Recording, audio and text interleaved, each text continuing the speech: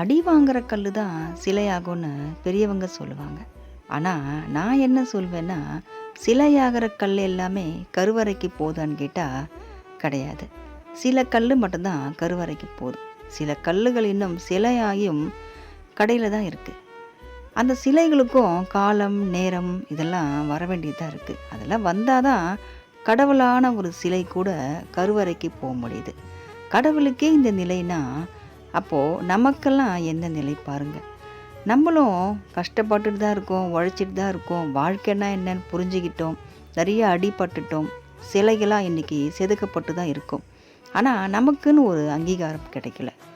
நமக்குன்னு ஒரு நேரம், காலம் எல்லாம் வரணும். அத வர வைப்பார் நம்ம முருகர். அதுவரைக்கும் நம்ம கொஞ்ச காலம் காத்திருந்து தான் ஆகணும்.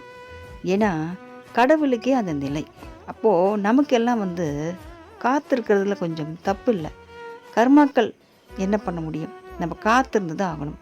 நேரம், காலம் வர வரைக்கும் அந்த கடையில இருக்க சிலை மாதிரி நாமும் வேடிக்கை பார்க்கப்படுவோம், விமர்சிக்கப்படுவோம்.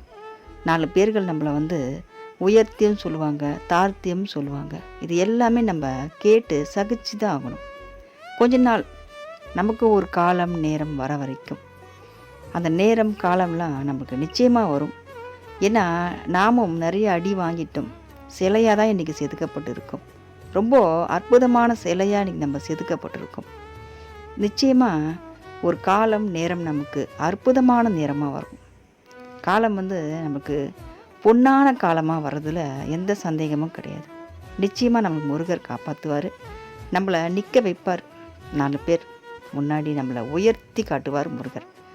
வெற்றிவேல் முருகனுக்கு அரோகரா.